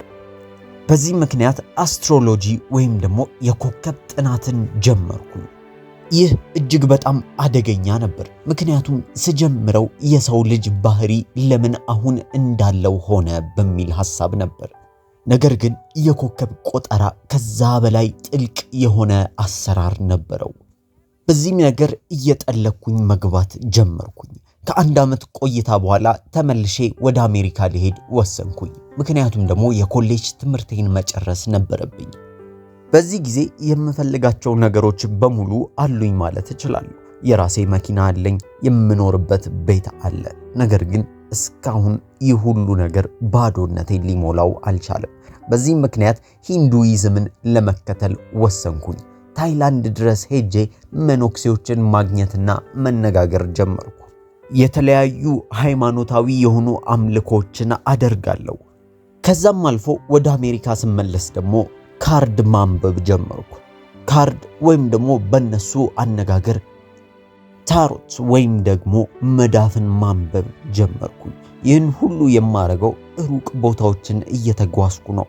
ገና ከልጅነቴ ጀምሮ ብዙ ጥያቄዎች ነበሩብኝ። ለምን በዚህ ዓለም ላይ እንደተፈጠርኩና ዓላማዬ ምን እንደሆነ እንዲሁም ደግሞ በልጅነቴ ለምን እነዛን አጋንንቶች አይ እንደነበረ ጥያቄ ስለነበረብኝ እሱን የሚመልስልኝ አካል ፍለጋ እዟዟር ነበር። በዚህ ሁሉ መሃል አግባብ ያልሆነ ህይወትን እኖር ነበር። ከተለያዩ ወንዶች ጋር መተኛት፣ የተለያዩ ድግሶችን መሄድ፣ መጠጣት፣ ማጨስ፣ ይህ የዕለት ተዕለት ኑሮዬ ሆኖ ነበር። ይህ ብቻ ሳይሆን ይባስ ብሎ ከሴቶች ጋር ያለኝ የፍቅር ስሜት እየጨመረ መጣ። ይህም ማለት ግብረ ሰዶማዊነት። ከወንዶች ይልቅ ይበልጡኑ ሴቶች ይስቡኛል። ዲያብሎስም ይህ ነገር ልክ እንደሆነና ራሴን ለማግኘት እንደሚጠቅመኝ ያበረታታኝ ነበር። ይህ በሙሉ ልክ አልነበረም። አሁንም ለደስታ ሌላ መስፈርት ሰጠሁት። ምናልባት የራሴን ገንዘብ የማከማች ከሆነ ደስታ ወደኔ ይመጣል ብዬ ማሰብ ጀመርኩ። እስከ ዛሬ ድረስ በራሴ ገንዘብ አልነበረም። የኔ የምለው ገንዘብ እጅግ በጣም ጥቂት ነበር። በዱባይ በነበረኝ ቆይታ በቤተሰቦቼ ገንዘብ ነበር እዝናናና የተለያዩ ወጪዎችን አወጣ የነበረው። ታዲያ ወደ አሜሪካ ስመለስ የራሴ የሆነ ንብረትና ገንዘብ ሊኖረኝ እንደሚገባ አሰብኩኝ። ከዚህ በኋላ በ2021 ዓመተ ምህረት ወደ አንድ ክለብ አመራውና በዛ ስፍራ እንዲቀጥሩኝ ጠየቅኳቸው። እነሱም ከሳምንት በኋላ ስራውን እንዳገኘው ነገሩኝ። ከዚህም በኋላ በወር $10,000 ይከፈለኝ ጀመር። በዚህ ገንዘብ እንኳን ምን ማድረግ እንዳለብኝ አቅሙንም አላውቅም ነበር። ከኔ አቅም በላይ የሆነ ገንዘብን መያዝ ጀመርኩኝ። የምፈልገውን መኪና መንዳት ጀመርኩ። የምፈልገውን ቤት ተከራይቼ ኖር ጀመረ። ገንዘብ እጅግ በጣም ቀለለብኝ። በዚህ ሁሉ መሃል ስራ ወደኔ እንዲመጣና የተለያዩ ትላልቅ የሚባሉ ደንበኞችን ለመያዝ መስኮት ፊት ለፊት እቆምና የተለያዩ ጌጣጌጦችን ይዤ ዛሬ የኔ ቀን ነው፣ ዛሬ በዚህ ስፍራ ላይ የተሻለ ደንበኛ አገኛለሁ እያልኩ ራሴን እየተመለከትኩኝ በእጆቼ የያዝኩትን የሚያብረቀርቁ መብራቶች እያወናጨፍኩኝ እናገር ነበር። መንፈሳዊ ኃይላትን ወደ ራሴ እየሳብኩኝ ነበር። ታዲያ በነጋታው ልክ እኔ እንዳልኩት ነገሮቹ ይከናወኑልኝ ነበር። ይህ ብቻ ሳይሆን የምሰራበትንም ስራ ያገኘሁት ልክ እንደዚሁ መስታወት ፊት ቆሜ በመናገር ነበር። ታዲያ ከ6 ወር በኋላ $100,000 በላይ በባንኬ ውስጥ አስቀመጥኩኝ። በዚህ ሰዓት የሁሉ ገንዘብ የተጠራቀመው የምፈልገውን መኪና እየነዳውና የምፈልግበት ቤት ውስጥ እየኖርኩ አንዳች ነገር ሳይጎልብኝ ነበር። አንድ ቀን እንደዚህ ሆነ።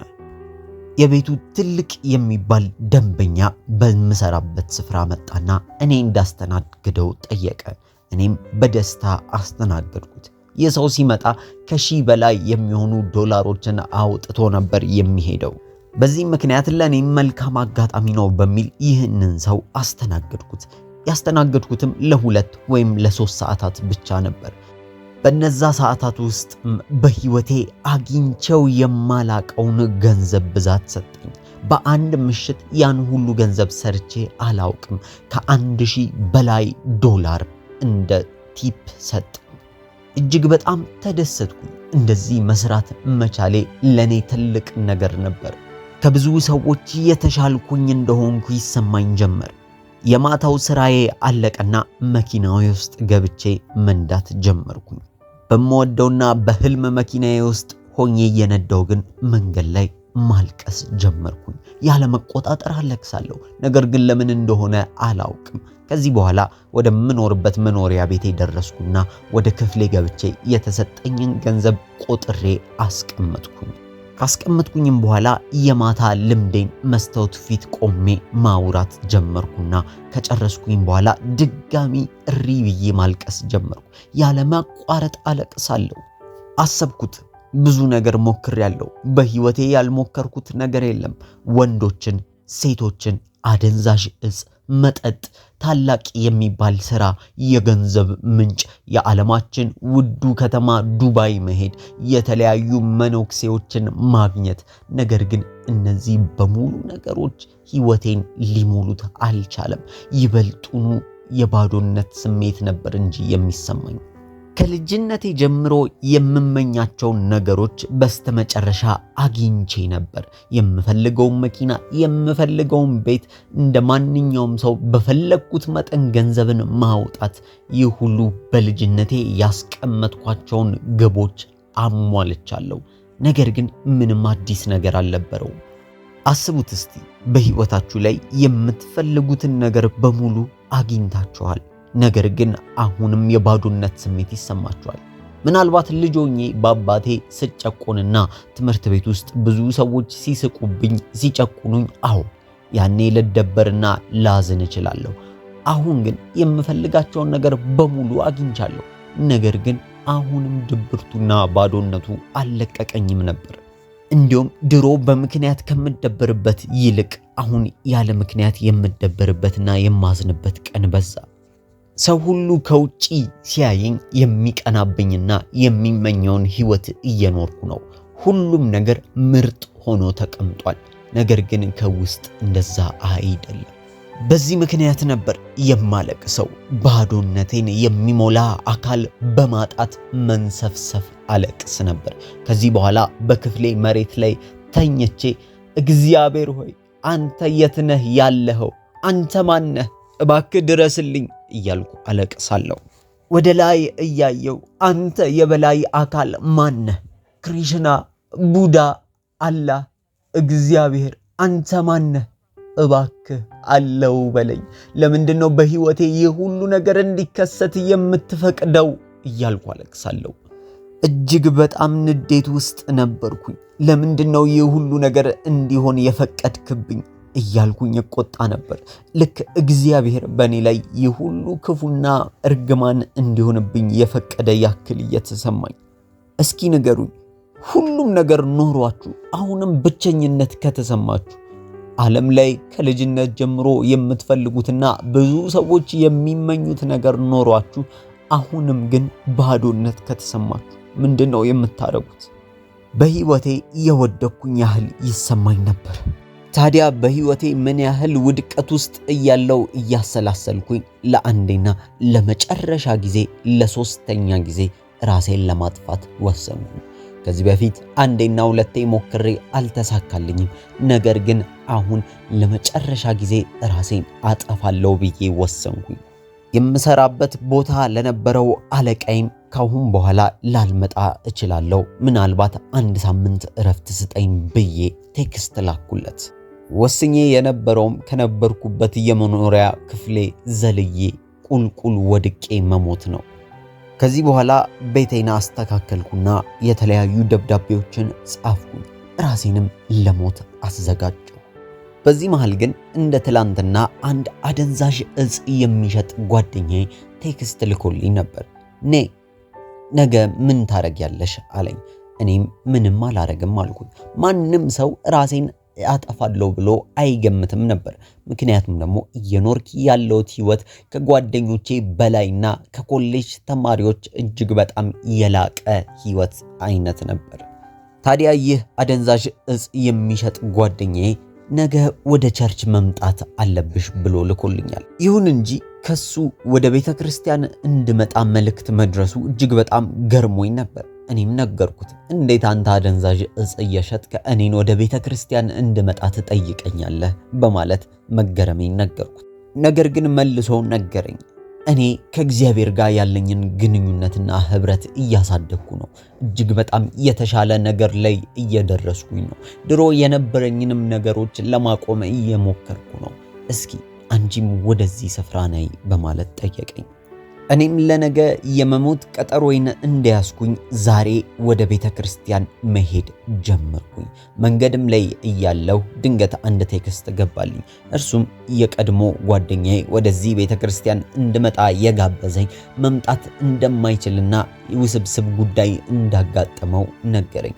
እኔ ግን ምንም አልመሰለኝም። ምክንያቱም ብሄድ ባልሄድ ብዙም አይገርመኝም አይደንቀኝም ነበር። ምንም አዲስ ነገር ይኖራል ብዬ በማሰብ አልነበረም የሄድኩት። በመጨረሻም ወደ ቤተክርስቲያኑ ደረስኩኝ። ስገባም ሁሉም ሰው እየተመለከተኝ ፈገግታውን ያሳየኝ ነበር። ሁሉም ሰው ደግ ይመስላል። ግራ ገባኝ። ለምንድነው እያዩኝ ፈገግ የሚሉኝ? የት ያቁኛል በማለት መጠየቅ ጀመርኩ። በምሰራበት ቦታ ማንም ሰው ፈገግታውን አያሳያችሁም። ምክንያቱም ሁሉም ሰው እየጨፈረ እየደነሰ ወይም ደግሞ የሆነ ስራ ላይ ተወጥሮ አለ። ነገር ግን በቤተክርስቲያን ውስጥ ስገባ አይተውኝ የሚያውቁ ሰዎች ፈገግታቸውን ያሳዩኝ ነበር። ከዚህም በኋላ በቤተክርስቲያን ውስጥ አንድ ቀጠን ያለች ሴት ወደኔ መታ ፈገግታዋን እያሳየች ሰላም አለችኝ። ሙሉ ነገሯ ይስብ ነበር። ያለምንም የክፋት ሐሳብ መታ ሰላም እንዳለችኝ ያስታውቃል። ሰላምታ ከተለዋወጥን በኋላ ምንድነው የምትሰሪው ብላ ጠየቀችኝ። እኔም ክለብ ውስጥ እንደምሰራና በዛ ስፍራ ላይ እንደምገኝ ነገርኳት። የክለቡንም ስም ልክ ስነግራት እንደምታውቀው ነገረችኝ። እኔም ተገረምኩኝ። እንዴት ቤተክርስቲያን ውስጥ ሆነሽ እንደዚህ አይነት ስፍራን ልታቂ ቻልሽ ብዬ ስጠይቃትም ይቺ ሴት በዛ ስፍራ ከኔ በፊት እንደምትሰራ አጫወተችኝ። ነገር ግን አሁን ላይ ህይወቷን እንደቀየረችና እንደዚህ አይነት ስራ እንደማትሰራ እግዚአብሔርንም እንደምታገለግል ነገረችኝ። ተገረምኩ። ለካስ በሰዓቱ እግዚአብሔር እያናገረኝ ነበር። ልክ እኔ ያለሁበት ህይወት ውስጥ ያለችን ሴት ማግኘት ለኔ ትልቅ ሐሴት ነበር። የተስፋ ጭላንጭል ታየኝ። ከዚህም በኋላ ከዚች ሴት ጋር እያወራው ባለበት ሰዓት የትምህርት ጊዜ ጀመረ። በዕለቱ የሚሰብከው መጋቢ የሚያወራው የኔን ህይወት እስኪመስለኝ ድረስ ተገረምኩኝ። እንዲህም እያለ ይናገር ነበር። ሰዎች ሶሻል ሚዲያችሁን እያዩ ኢንስታግራም፣ ፌስቡካችሁን እየተመለከቱ ምንድነው የሚማሩት? ምንድነው የምታስተላልፉትስ መልእክት? ብዙ ሰዎች ከሚለቁት ፎቶግራፍ ጀርባ ብዙ ሚስጥሮች አሉ። ምናልባት ስቃችሁ ፈገግ ብላችሁ ልትነሱ ትችላላችሁ። ነገር ግን ከጀርባው ሌላ መልእክት ሊኖረው ይችላል። በምትጠቀሙት የሶሻል ሚዲያ ፕላትፎርሞች ላይ ልክ እንደ ፌስቡክ አይነት ኢየሱስን ማስተላለፍ ካልቻላችሁ ታዲያስ እናንተ ምን እየሰራችሁ ነው? አለና አንድ የማረሳውን ጥቅስ ከመጽሐፍ ቅዱስ ላይ ጠቀሰ። አስተውሉ። እኔ መጽሐፍ ቅዱስ የሚባል ነገር አላውቅም። ስለነ ሙሴ፣ አብርሃም፣ ዳዊት ስለ ኢየሱስ ታሪክ የማቀው ነገር አልነበረም። መጋቢው የጠቀሰው ጥቅስ በማቴዎስ ወንጌል ምዕራፍ 16 ቁጥር 26 ላይ ይገኛል። እንዲህም ይላል፣ ሰው ዓለምን ሁሉ ቢያተርፍ ነፍሱን ግን ቢያጣ ምን ይጠቅመዋል ይላል። ይህንን መልእክት በመስማቴ እጄን ባፌ ላይ አስጫነኝ። እጅግ በጣም ተገረምኩኝ።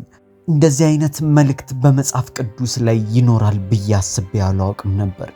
በመገረምም ስሜት እንዲህ ያልኩ እጠይቅ ነበር፣ ማን ነው ይህን ነገር የጻፈው? ይህ እኮ ማለት እኔ በቀጥታ የሚሰማኝ ስሜት ነው ማለት ጀመርኩ።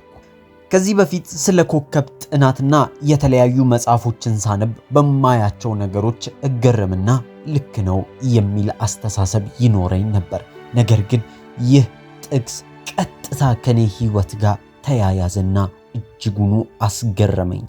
ብዙ ነገሮችን ባተርፍ እንኳን ራሴን እያጣው እንደነበር ስለሚሰማኝ ይህ ጥቅስ ቀጥታ ግቡን መታ። ከዚህም በኋላ የጸሎት ሰዓት ደረሰና ወደፊት ወጣው። ስወጣ ግን እያለቀስኩና እሪ እያልኩኝ ነበር። ከዚህም በኋላ ሊጸልዩልኝ ያገኙኝ ሰዎች ሙሉ በሙሉ ከዚህ በፊት ያሳለፍኩትን ህይወቴን ያውቁ ነበር። ይህ ግር የሚያሰኝ ነበር። ከዚህ በፊት የተለያዩ ጥንቆላ የሚሰሩ ሰዎች ጋር ሲሄድና መዳፍን የሚያነቡ ሰዎች ጋር ስገኝ በፍጹም የኋላ ታሪኬ ሊያውቁ አይችሉም ነበር። ነገር ግን በዚህ የጸሎት ስፍራ ላይ እነዚህ ሰዎች ጥንቅቅ አድርገው የበፊቱን ሕይወቴን ያውቁ ነበር። በመገረምን ይህን እናንተ እንዴት ልታውቁ ቻላችሁ ብዬ ጠየኳቸው። እነሱም እግዚአብሔር ነው፣ እግዚአብሔር ያይሻል፣ ይከታተልሻል አሉኝ። እግዚአብሔርም ከኔ ጋር ህብረት ማድረግ እንደሚፈልግ ሲነግሩኝ ተገረምኩ። ከዚህም በኋላ ወደ ቤቴ ከተመለስኩኝ በኋላ እግዚአብሔርን የማወቅ ጉጉት አደረብኝ። ከዚህ በፊት በኮከብ ቆጠራ ብዙ መጽሐፎችን ገዝቼ አዳዲስ ዕውቀቶችን ለመገብየት ሞክሬያለሁ። አሁን ላይ ክርስቲያኖች ምንድነው የሚያነቡት ብዬ ራሴን መጠየቅ ጀመርኩኝ። ከዚህ በኋላ በፍለጋዬ መሰረት መጽሐፍ ቅዱስ እንደሆነ ተረዳው። በሕይወት ዘመኔ እስከዛሬ ካደረኳቸው ነገሮች በሙሉ ከእግዚአብሔር ጋር የነበረኝ ህብረት እንደሚለይ ተሰማኝ። በቤተ ክርስቲያን ውስጥም ሆኜ የእግዚአብሔርን ቃል ስሰማ በነበረበት ወቅት የተሰማኝ ስሜት ልዩ ነበር። እስከዛሬም እንደዚህ አይነት ስሜት ተሰምቶኝ አያውቅም ነበር። ከዚህ በፊት ታይላንድ ድረስ ሄጄ መኖክሴዎችን ባገኘሁበት ወቅት እንዲሁም ደግሞ ኮከብ የሚቆጥሩ ሰዎችን ባገኘሁበት ወቅት የተለያዩ ነገሮችን ሳደርግ ደስታን ያመጣል ብዬ ያደረግኳቸው በሙሉ ተደምረው ከዚህ ጊዜ ጋር አቻ መሆን አይችሉም። ከዚህም በኋላ መጽሐፍ ቅዱሴን አመጣውና እንዴት በቀላሉ ማንበብ እንደምችል እገዛ ጠየቅኩኝ። ከዚህም በኋላ በአንድ በእንግሊዘኛ ትርጉም አድርጌ መጽሐፍ ቅዱሴን ማንበብ ጀመርኩ። ለመጀመሪያም ጊዜ የተረዳሁት ነገር የእግዚአብሔር ትልቁ፣ ጥልቁ፣ ግዙፉና ኃያሉ የሆነውን ፍቅሩን ነበር። ለካ እግዚአብሔር ያለ መጠን ይወደናል። በዚህ ሁሉ ግን እጅግ በጣም ደነገጥኩኝ። ምክንያቱም ደግሞ ለምንድነው እግዚአብሔር እኔን መርጦ የሚወደኝ የሚል ጥያቄ ተነሳብኝ። ይህ ቀድሞ ከነበርኩበት ሃይማኖት እጅግ በጣም የተለየ ነው። ምንም አይነት የሚያስጨንቅ ትዕዛዝ አልነበረውም። ዋናው መጸለይ፣ ዋናው ትዕዛዛቶችን ማክበርና የሚሉንን ማድረግ በሚል ብቻ አልተከበበም ነበር። ይልክ ነው አይደለም፣ መሸፋፈናችሁን እርግጠኛ ሁኑ እያለ ሕግ የሚያበዛብን አልነበረም። ይልቁንስ በዚህ ስፍራ ላይ የሚያስገርመው አንድ ነገር ቢኖር የእግዚአብሔር ፍቅር ጥልቀት ነበር። አስታውሳለሁ ለመጀመሪያ ጊዜ መጽሐፍ ቅዱሴን ማንበብ ስጀምር 5 እና 6 ሰዓታት ያክል ፈጅቶብኛል። በማነብበትም ወቅት አንዳችም የመሰላቸት ስሜት አልነበረኝም ነበር። ይልቁንስ እጅግ በጣም ተደስቼና ተማርኬ ነበር የማነበው። በሕይወቴም ለመጀመሪያ ጊዜ ውስጤን ሰላም ሞላው። ከዚህም በኋላ ያ ቀን ነጋ፣ የምሞትበት ቀን ደረሰ። ነገር ግን ጭንቅላቴ ውስጥ ትልቅ የሆነ ጥያቄ ተፈጥሯል። እንዲህም ስል መናገር ጀመርኩ። ኢየሱስ ሆይ የእውነት አንተ አለ? አንተ አምላክ ነህ ማለት ጀመሩ። እባክህ ነገሮችን እንደ አዲስ ማስተካከል እፈልጋለሁ፣ አለሁ በለኝ አልኩ። በአእምሮዬ ውስጥ ብዙ ሐሳቦች እየሄዱ ነበር። ምክንያቱም ደግሞ ከዚህ ቀደም የተገነባ አንድ ሐሳብ ነበር። እርሱም ደግሞ ስለ ኢየሱስ ክርስቶስ፣ ስለ እግዚአብሔርና ስለ መንፈስ ቅዱስ የነበረኝ አመለካከት ከእንዳዲስ ፈርሶ መሰራት ነበረበት። ስለዚህም ብዙ ጥያቄዎች በጭንቅላቴ ውስጥ ይመላለሱ ነበር። በሳምንቱም በድጋሚ ወደዛ ቤተክርስቲያን ተመለስኩኝ። መጽሐፍ ቅዱሴንም በዚህ ሰዓት በደንብ አነብ ነበር። ከዚህም በኋላ ቀስ በቀስ 100% እርግጠኛ ሆኜ አንድ ነገር ድምዳሜና እምነት ላይ መጣው። እርሱም ደግሞ ያለ ጥርጥር ኢየሱስ ክርስቶስ ጌታና አምላክ እንደሆነ አወቅኩኝ። ለካስ ኢየሱስ ክርስቶስ ነብይ ብቻ አይደለም። እሱ ግን የዓለም መድኃኒት፣ የዓለም ቤዛ፣ የዓለም አዳኝ የሆነ አምላክ ነው። የጌቶች ጌታ፣ የአማልክቶች አምላክ ኢየሱስ ክርስቶስ ይባላል። በክርስትናም እርስ ማለት ጀመርኩኝ። ነፍሴ ትታደስ ጀመር።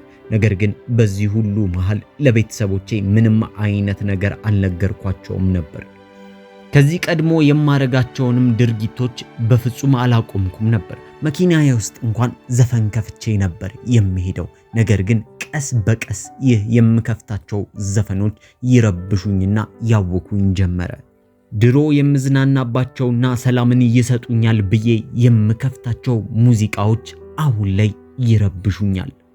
ቀስ በቀስ የምለብሳቸውን ልብሶች መቀየር ጀመርኩኝ። ከዚህ በፊት ክፍት የነበሩና የማይመቹ የምለብሳቸው ልብሶችን ቀስ በቀስ መተው ጀመርኩኝ። በዚህ ሁሉ ሰዓት ግን ማንም ይህን ልበሺ፣ ይህን አዳምጪ የሚለኝ ሰው አልነበረም።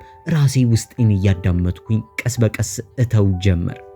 ይህ ግራ ይገባኝ ጀመር። ምክንያቱም ደግሞ ለምንድነው ከዚህ በፊት የምወደውን ነገሮች አሁን ላይ እየጠላኋቸው ያለሁት የሚለውን ጥያቄ ፈጠረብኝ። ለካስ ጌታዬ ቀስ በቀስ እየለወጠኝ ነበር። በራሱ እጅ እያሰማመረኝ ነው። እግዚአብሔር እኔን ለማደስና አዲስን አእምሮ ሊሰጠኝ የፈጀበት 3 ወራት ብቻ ነበሩ። በ3 ወራት ህይወቴን ከላይ ወደ ታች ነበር የገለባበጠው። ብዙ ነገሮችንና ኃጢያቶችን በዛ 3 ወር ውስጥ ለአንዴና ለመጨረሻ ጊዜ እርግፍ አድርጌ ተውኩኝ። ይህን ስነግራችሁ መጠጥ፣ ማጨስ እንዲሁም ደግሞ ከሴቶች ጋር የነበረኝ አላስፈላጊ ግንኙነት፣ ከወንዶችም ጋር የነበረኝ እግዚአብሔር የማይከብርበት ግንኙነቶች በሙሉ ለአንዴና ለመጨረሻ ጊዜ በዛ ጊዜ ላይ ተቋረጡ። እስከ ዛሬም ድረስ ለ4 ተከታታይ ዓመታት አንዳቸውንም አይቻቸው ቀምሻቸው አላውቅም። እግዚአብሔር አምላክ ሲቀይር ሙሉ በሙሉ ተሐድሶ ነው የሚሰጠው። ነገር ግን ለማቆም ቀላል አልነበረም። ለእግዚአብሔር ጸልያለሁ። እሱም እግዚአብሔር ሆይ እባክህ እነዚህ ነገሮች ድጋሚ ማረግ አልፈልግም፣ ካሁን በኋላ ማጨስ አልፈልግም ብዬ እንደ ትላንትና ማታ ከጸለይኩ በኋላ በነጋታው ሲጋራውን በእጄ ይዤ ወደ አፌ ሳስጠጋ ሙሉ በሙሉ የተለየ ጣዕም ነበረው። ከዛ ጊዜ በኋላ እርግፍ አድርጌ አቆምኩኝ። ይገርማል። ለዓመታት ሱስ ይዞኝ የነበርና ለዓመታት የምጠቀመውን ነገር እግዚአብሔር በአንድ ምሽት ገላገለኝ። ብዙ ሰዎች ከሱስ ለመላቀቅ ብዙ ጊዜያትና ወራትን ምናልባትም አንዳንዴ ዓመታትን ይፈጃሉ ይላሉ። ነገሮች ቀስ በቀስ ይሆናሉ ብለው ያምናሉ። የኔ እግዚአብሔር ግን የጠየቅኩትን ነገር በአንድ ምሽት አደረገልኝ። ከጊዜያት በኋላ በህይወቴ ላይ አዲስ ነገር መጣ። እርሱም ልጠመቅ ሆነ። የሚያስደስተው ነገር ደግሞ የምጠመቀው ከልደቴ ከ2 ቀን በኋላ ነው። ዓለም ሁሉ የኢየሱስ እንደሆንኩኝ እንዲያውቅልኝ ጓጉቼ ነበር። እንደ ጓጓም አልቀረሁም፣ ተጠመቅኩኝ። አስታውሳለሁ ከዓመት በፊት ህይወቴ የማይሆን ሆኖና ራሴን ለማጥፋት የማስብበት ሁሉም ነገር ጎዶሎ የሆነብኝና ባዶነት የሚሰማበት ወቅት ነበር። አሁን ላይ ግን ከእግዚአብሔር ጋር መንገዴ ቀና ሆኗል። ከተጠመቅኩኝ በኋላ በፍጹም ዓለምን አልናፈኩም ነበር። በፍጹም ዓለምና ስራዋን ክጄ ነበር። በዛ ውሃ ውስጥ ገብቼ ተጠምቄ ስወጣ በፍጹም አዲስ ሰው ሆኜ ነበር። ጊዜ ከሄደም በኋላ ለቤተሰቦቼ መንገር እንዳለብኝ ተሰማኝ። ከዚህ በኋላ መጀመሪያ የነገርኩት ወላጅ አባቴን ነበር። ነገር ግን ወላጅ አባቴ ክርስትናን መቀበሌና የክርስቶስ መሆኔ በሰማ ጊዜ መቋቋም አልቻለም ነበር። እጅግ በጣም ተበሳጨ። በቤተሰብሽ ላይ ትልቅ ውርደትን እንዳመጣሽ እወቂ አለኝ። ከዚህ በኋላ ለ3ኛ ጊዜ ራሱን ለማጥፋት ሞከረ። ሙሉ በሙሉ ከኔ ጋር የነበረውን ግንኙነቶች በሙሉ አቋረጠ። በፍጹም ሊያወራኝም ፈቃደኛ አልነበረም። ራሱንም ሊያጠፋ በሚሞክርበት ወቅት አንድ ደብዳቤን ጽፎ ነበር። ይህን ደብዳቤ ፖሊሶች አግኝተውት አይቼዋለሁ። እንዲህም ይላል፣ ልጄ ክርስትናን በመቀበሏ ምክንያትና በቤተሰቤና በዘር ማንዘሬ ላይ በደረሰው ውርደት ምክንያት ይህንንም መቋቋም ስለማልችልና ማየት ስለማልፈልግ ከዚህ ዓለም መገላገል እፈልጋለሁ ብሎ ጽፏል። ከዚህ በኋላ ነገሩ ቀጠለ። ይህንን የምስራችና መልካም ዜና ለእናቴ አበሰርኳት። ነገር ግን ለሷ መርዶ ነበር። ወዲያውኑ አንድ እርምጃን ወሰደች። እሱም እኔን ፈጽሞ ልተወኝና ከዚህ በኋላ ከኔ ጋር ያላትን ግንኙነት ሙሉ በሙሉ ለማቋረጥ ወሰነች።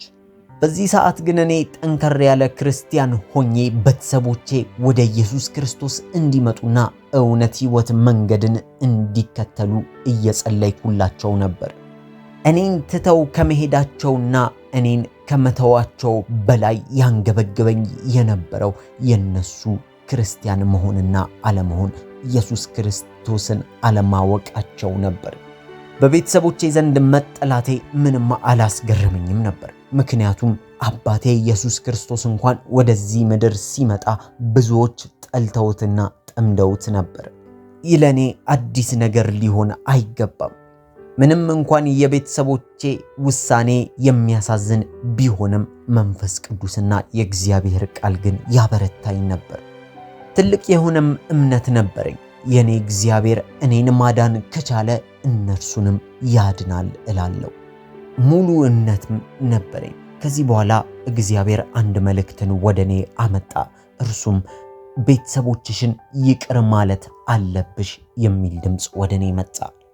አባትሽ እስከ ዛሬ ድረስ ለፈጸመብሽ ግፍና ላደረገሽ ነገር በሙሉ ይቅር በይው አለኝ። እኔም እጅግ በጣም ከበደኝ። እንዴት ይቅር ልለው እችላለሁ? ሙሉ በሙሉ እንዴት ልረሳው እችላለሁ የሚል ጥያቄን ፈጠረብኝ። ነገር ግን አንድ ነገርን አስተዋልኩኝ። ለካስ ለአባቴ የምጸልይለት ይቅር ሳልለው ነው። ለካስ ለአንድ ሰው ከመጸለያችን በፊት ያንን ሰው ሙሉ በሙሉ ይቅር ማለትና ያረገውን ነገር መርሳት አለብን። አስታውሳለሁ። ይህንን ነገር ሲገባኝ እጅግ በጣም ምርር ብዬ አለቀስኩኝ። ለካስ እግዚአብሔር ራሱ እኔን ይቅር ያለኝ ብዙ በደሎችን በድየው ነው። ብዙ ይቅር የማይባሉ ስራዎችን በህይወት ዘመኔ ሰርቻለሁ። ነገር ግን እግዚአብሔር እኔን ይቅር ብሎኝ ነበር። ከዚህም በኋላ ራሴን አሳመንኩና በቃ ካሁን በኋላ ይቅር ማለት እፈልጋለሁ አልኩኝና ደጋግሜ አባቴን ላረገኝ ነገር በሙሉ ይቅር እለዋለሁ እያልኩኝ ያረገኝን ነገር እየጠራው ይህንን ይቅር እለዋለሁ ያንንም ይቅር እለዋለሁ እያልኩኝ መናገር ጀመርኩ። በዚህ ሰዓት ከውስጤ አንድ ነገር፣ አንድ ሸክም ሲቀል ይሰማኝ ነበር እያልኩኝ እናቴን ከዛም ደግሞ ቤተሰቦቼን በሙሉ ይቅር አልኩኝ። በህይወቴ ዘመን በሙሉ የበደሉኝንም የበደልኳቸውንም ሰዎች በሙሉ በስማቸው እየጠራው ይቅር እንዳልኩኝ ተናገርኩኝ። ከዚህ በኋላ ይባስ ብሎ ከኢየሱስ ክርስቶስ ጋር ጭልጥ ያለ ፍቅር ውስጥ ገባው። ስለ ኢየሱስ አለማውራት አልችልም ነበር። ላገኘሁት አዲስም ሆነ ድሮ የማቀው ሰው በሙሉ አንድ ነገር ልንገራችሁ እያልኩኝ ስለ ኢየሱስ ክርስቶስ አዳኝነት እመሰክር ነበር። ከዚህ ውጪ የማወራው ነገር በሙሉ አይጥመኝም። ከኢየሱስ ውጪ የሚደንቀኝ ነገር አልነበረም። ከዚህም በኋላ እግዚአብሔር በውስጤ የሚሽን ራእይን አስቀመጠ። የተለያዩ አገሮችም እየሄድኩኝ የወንጌሉን የምስራች እንድናገር እግዚአብሔር ታላቅ የሆነ ራእይን በውስጤ ያስቀመጠ። ውስጤ የነበረው ባዶነት ሙሉ በሙሉ ሲሞላ ተሰማኝ። ያለምንም ጉድለትና ቅሬታ እግዚአብሔር ውስጤን መሙላት ጀመረ። በዚህ መሃል እግዚአብሔር አሁን ላይ የምወደውን ባለቤቴን ሰጠኝ። ከዚህ በኋላ እያለ በአገልግሎቴ የተቀጣጠልኩኝ መጣው። በተለይም ደግሞ ባለቤቴን ካገኘሁት በኋላ አንድ ቀን የሚያስገርም ነገር በህይወቴ ውስጥ ተፈጠረ። እርሱም በስልኬ ውስጥ አንድ የቴክስት መልእክት ገባ። ይህ ቴክስት እጅግ በጣም ረጅም ቴክስት ነው። ይህ መልእክት የተላከው ከወላጅ አባቴ ነበር። ገረመኝ። አባቴ እንደዚህ ተሰጥቶ ይህን ሁሉ ነገር መጻፉ እጅግ በጣም አስገረመኝ። ጽሑፉ ባጭሩ ይናገር የነበረው ይቅርታን ነበር። ይህ ደግሞ በተለይም በነበርኩበት ሃይማኖት ውስጥ ያልተለመደ ነገር ነበር፣ ይቅርታን መጠየቅ። አባቴ ከዚህ በፊት ያደረጋቸውን ነገሮች በሙሉ እያነሳ ይቅርታ ይጠይቀኝ ነበር። ይህ እግዚአብሔር ራሱ በዚህ ሰው ልብ ውስጥ ካልተጠቀመ በስተቀር ይህ የማይሆን ነገር ነበር። እግዚአብሔር አላሳፈረኝም። ያ በጭንቅላቴ ላይ ጋዝ ሲደፋ የነበረውና ሲደበድበኝ የነበረውን አባቴን ደውዬለት እንደምወደው ነገርኩት። አሁን ላይ የሰራውን በደል እያሰብኩኝ አላስበውም ነበር። አሁን ላይ ይህን ሰው የማቀው እግዚአብሔር በሚወደው ልክ ነበር። ስለዚህ ያለምንም ምክንያት እወደዋለሁ። በእግዚአብሔር ዓይን እመለከተዋለሁ። አንድ ነገር ወቁ፣ ወደ ኢየሱስ ክርስቶስ ስትመጡ የተሻለን ሕይወት አይደለም የሚሰጣችሁ፣ ወይም ደግሞ የተሻለ ኑሮ አይደለም የሚሰጣችሁ። ሙሉ በሙሉ አዲስ ያልተነካ ሕይወትን ይሰጣችኋል። አሁን ላይ ከእግዚአብሔር ጋር ሕይወቴን እያጣጣምኩኝ ይገኛለሁ። እግዚአብሔር የጠፋውንና የተቃጠለውን የልጅነት ጊዜን አሁን ላይ በእጥፍ እየካሰኝ ነው። እግዚአብሔር ፈጽሞ አይጥላችሁም። እኔን ከብዙ ነገር አውጥቶኛል። ከተለያዩ ሱሶች፣ ከተለያዩ እግዚአብሔርን የማያስከብሩ ነገሮችና ከባዶነት፣ ከብቸኝነት ነጥሎ አውጥቶኛል። እኔን ያዳነኝ ይህ ታላቁ እግዚአብሔር እናንተንም ማዳን ይፈልጋል። እወቁ፣ ከእግዚአብሔር ውጪ ሌላ አዳኝ የለም። እመኑ፣ እኔ ያልሞከርኩትና ያላንኳኳሁት በር የለም። ነገር ግን ከፍቶ ሊቀበላችሁ የሚችለው እውነተኛው መንገድ ኢየሱስ ክርስቶስ ብቻ ነው። እሱ ብቻ ነው ነፍሳችሁን መታደግ የሚችለው፣ ሌላ ማንም የለም። አሁን ላይ ነፍሳችሁ ከተጠማችና አንዳች ነገር ከፈለገች እመኑ፣ መልሱ ኢየሱስ ክርስቶስ ነው። ኢየሱስ ክርስቶስ ለኔ አምላኬና አዳኜ ነው። ወቁ፣ በምድር ላይ እስካላችሁ ድረስ የእግዚአብሔር ፍቅር፣ ምሕረትና ጸጋ ያገኛችኋል። መቼም ቢሆን ለእግዚአብሔር ፍቅር፣ ለእግዚአብሔር ምሕረትና ለእግዚአብሔር ጸጋ አይረፍድባችሁም። እግዚአብሔር ሊቀበላችሁ ዝግጁ ነው። እናንተ ብቻ ውሳኔያችሁን ወስኑ፣ ጥሩት። እሱ ይወዳችኋል። ፍጻሜው የሚያምር ዓላማን ለሕይወታችሁ አዘጋጅቷል። ብቻችሁን አይደላችሁም። እወቁ፣ በየትኛውም መንገድ ላይ እየሄዳችሁ ከሆነ እባካችሁ ወደ ኢየሱስ ክርስቶስ ተመለሱ። አንድ ነገር እርግጠኛ ሆኜ እነግራችኋለሁ፣ ዲያብሎስ ውሸታም ነው። ውሸታም ብቻ ሳይሆን የውሸት አባት ነው። ኢየሱስ ክርስቶስ ግን እውነት፣ ሕይወትና መንገድ እርሱ ብቻ ነው። አሁን ላይ በምንም አይነት ውሸት ውስጥ የምትኖሩ ከሆነ እወቁ፣ አንዴ ኢየሱስ ክርስቶስን ካገኛችሁ በኋላ ወደ እውነተኛው መንገድ ትመጣላችሁ። እግዚአብሔር ጋር ስትመጡ የማንነታችሁ ጥያቄና ለምን እንደተፈጠራችሁ ዓላማና ራእያችሁ መልስ ያገኛል። መቼም ቢሆን ወደ ኢየሱስ ክርስቶስ ስትጠጉ በደስታ ይቀበላችኋል። ወደ እግዚአብሔር ቅረቡ፣ እርሱም ወደ እናንተ ይቀርባል። ይህ ምስክርነት በናዲያ የቀረበ ሲሆን ያለ መሰላቸት እንዳዳመጣችሁትና በሕይወታችሁ ላይ ትልቅን ተስፋ ጭሮ እንዳለፈ እናምናለን። በዚህም ሰዓት ላይ ማንኛውም አይነት ጥያቄ ወይም ደግሞ የጸሎት ሸክምና የጸሎት ርዕስ ካላችሁ ከታች ባለው የኮሜንት ሴክሽን ላይ አጋሩ። በህብረት እንጸልይበታለን። ማንም ሸክም የከበደው ቢኖር ወደ እኔ ይምጣ እንደሚለው ሸክማችንን ወደ እርሱ ይዘን እንምጣ። ይህን ስለምታረጉ እናመሰግናለን። አማርኛ ቲዩቦች ነን። ተባረኩ።